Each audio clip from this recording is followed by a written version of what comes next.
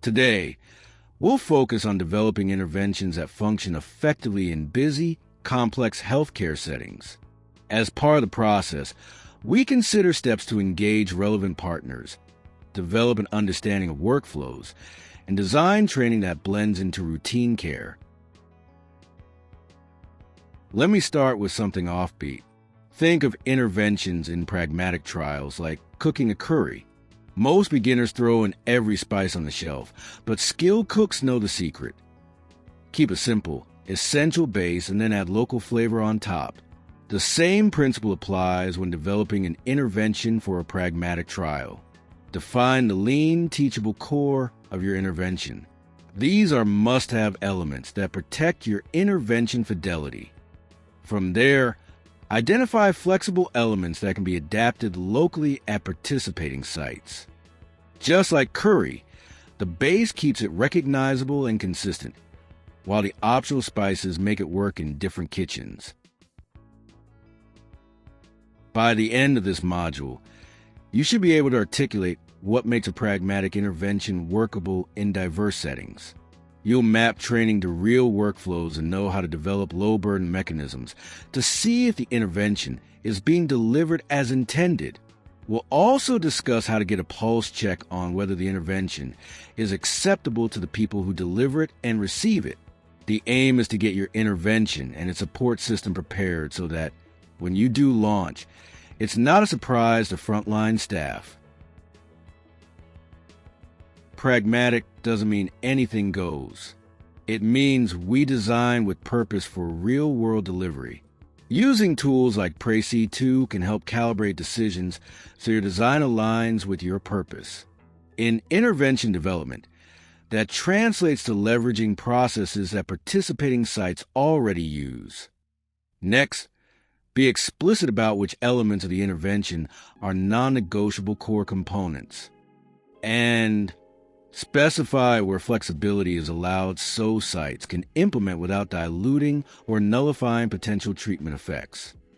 Finally, document all design decisions and rationale behind choices made. With any trial, you either develop a new intervention or identify an existing one to adapt. Anchor that choice in 6 core elements.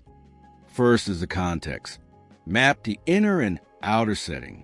In other words, where will the intervention be implemented, and how might it interact with existing routines or resources? Second is the underpinning theory behind the intervention. Make the mechanisms and conditions explicit, and let that guide your research questions. The third core element is stakeholders or partners. Involve those who deliver, receive, and govern care. With the relevant partners, codifying success and practical constraints. Fourth element is identifying key uncertainties. That is, naming what you don't know that could change decisions, then plan potential changes to reduce those risks. Fifth is refinement. Prototype, test and practice, and document acceptable adaptations. However, be sure to preserve the core functions of the intervention. Finally, economic considerations. Scope costs and consequences across sectors early to judge value and scalability. Cycle these elements. If the fit is weak, iterate or stop. If strong, proceed to feasibility with a clear understanding of the context, theory, people, risks, refinement, and value. Throughout the intervention development process, document your intervention components using the template for intervention description and replication. This tool allows you to specify your intervention at 2 levels. First, the core components are the active ingredients that drive the mechanism of action. Second, the adaptable elements are the parts that can flex by site without diluting the mechanism, like timing or which role provides a component. Put guardrails around adaptations using a simple rule set. Sites may change X or Y, but not Z, or changes must reserve A and B. Writing this down isn't academic busy work. It's the only way to scale across multiple clinics and still know what you're testing. When change requests come, You can approve or reject them quickly using your pre-specified rules. Let's go over the first 11 items from the tidier checklist for documenting essential components of your intervention. Start with the brief name, a precise label people can recognize in emails, orders, and training. Next, the why. State the rationale and mechanism in 1 or 2 lines, so every stakeholder knows what should change and why. Then list materials, everything a site needs, with links or locations and version numbers. Also, specify procedures, the exact steps in order, including enabling tasks like reminders or data pulls. If someone new can pick this up and deliver it tomorrow, you've done it right. These 4 items are your single source of truth. Keep them tight, up-to-date, and checkable. As part of the first 4 items from the tidier checklist, assemble a minimum viable intervention package. This is the smallest set of materials and supports that enables consistent delivery. Include patient and provider-facing materials and documentation templates for data systems. Map which role does what using a simple responsibility matrix, so there's no ambiguity. Keep quick reference cards, short summaries that are frontline friendly and searchable if digital. Then, treat your package like a product. Version it, date it, and maintain a change log.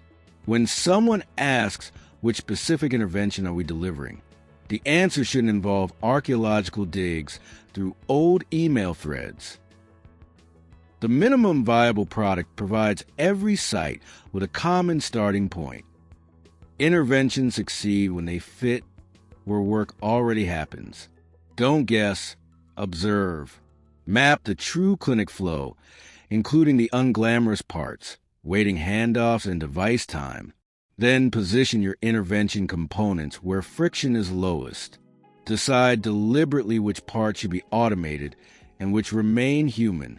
When a step lands at the wrong time or in the wrong format, people might work around it, and your intervention dissolves into good intentions. The next item on the tidier checklist is defining who provides the intervention. Be sure to document roles, skills, training dose, and any certifications needed. Be explicit about staffing numbers. Then nail down how and where. This item includes a mode of delivery such as in-person, by phone, or another digital format. You will also need to document whether the intervention will be delivered at the individual or group level and where it will be delivered, including whether additional infrastructure or resources are needed. If a site can see the staffing ask, the delivery channel, and the room or tech required, they can plan ahead. Item 8 on the tidier checklist is documenting when and how much. That is, clearly defining the number of visits, session duration, frequency, schedule, total time frame, and any intensity targets for the intervention or exposure to its various components. For item 9, describe whether tailoring the intervention for participants is permissible. Again, clearly define what can change and for whom, based on which assessments, using which decision rules, and who is allowed to make the decision. List the permitted range of modifications and the rationale. Clear dosing, combined with explicit tailoring, maintains the intervention's function while allowing sites to adapt forms. Item 10 plans for potential drift by preparing logs for modifications that happened during the trial. At the study level, prepare a log for what might change from the study protocol, why it was necessary, when it happened, and how it was executed. Under Item 11, plan how you'll track key metrics for your intervention fidelity.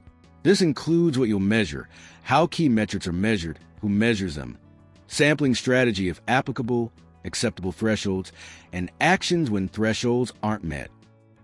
Close the loop with rapid feedback with participating sites. This is how you protect the active ingredients, allow sensible evolution, and still know what you actually tested. Once you've clearly documented your intervention, you will need to know if people will accept in practice. That's where you can use the theoretical framework of acceptability or TFA. It breaks down acceptability into 7 constructs that we'll cover in the next couple of slides. Together, these constructs provide a quick pulse check of how frontline staff and patients perceive your intervention. Think of it as a structured way to capture gut reactions, concerns, and confidence levels before the trial begins. The TFA questionnaire translates those constructs into simple, practical items. For effective attitude, you ask whether frontline staff and participants like or dislike the intervention, or how comfortable they feel engaging with it.